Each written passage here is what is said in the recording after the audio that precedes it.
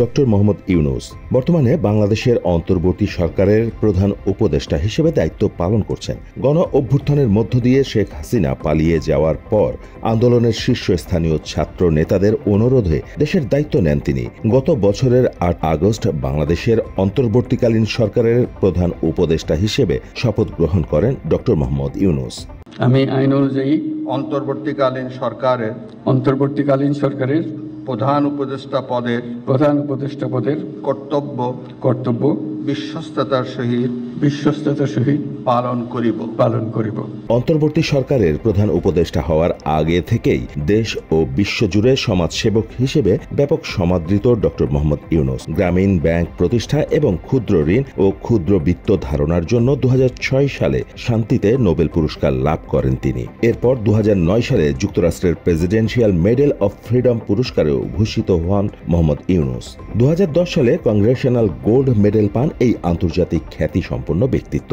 মাত্র 30% টাকায় জমির মালিক হয়ে নতুন বাংলাদেশের গড়ে তোলার স্বপ্ন দেখা বাংলা বসতি।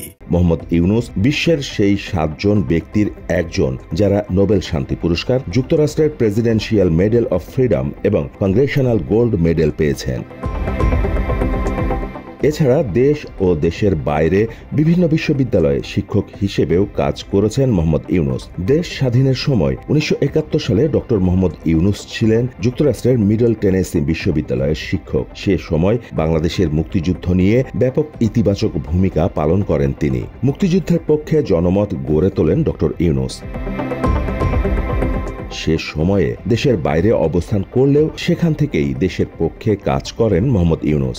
স্বাধীন বাংলাদেশের জন্য বিভিন্ন জনের কাছ থেকে অর্থ সংগ্রহ করে ফান্ড তৈরি করেন তিনি। ফান্ডের টাকা ভারতে মুক্তিকামী যোদ্ধাদের জন্য প্রেরণ করতেন ডক্টর ইউনূস। এ সময় মুক্তিযুদ্ধের সপক্ষে স্থপতি FR খানের সম্পাদনায় একটা নিউজ লেটার প্রকাশ শুরু করেন অধ্যাপক ইউনূস। এই নিউজ লেটারে প্রকাশের জন্য লেখা টাইপ করতেন তার রাশিয়ান বংশোদ্ভূত স্ত্রী ভীরা। ডক্টর ইউনূস নিজেও নিউজ লেটারে কার্টুন আঁকতেন বাংলাদেশের পক্ষে।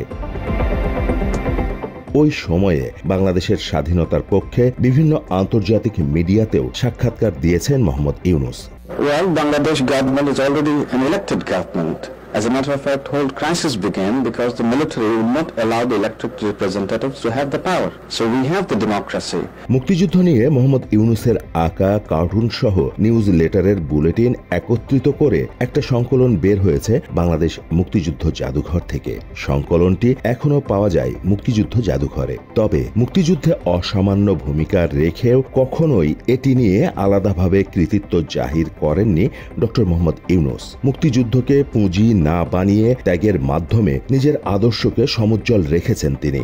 অন্তর্বর্তী সরকারের প্রধান উপদেষ্টা হিসেবেও ভূমিকা রেখে বাংলাদেশকে রাজনৈতিকভাবে সঠিক পথ দেখাবেন মোহাম্মদ ইউনূস। এবার তার থেকে এমন আশা সাধারণ মানুষের। দাউদ ইব্রাহিম, বাংলা এডিশন।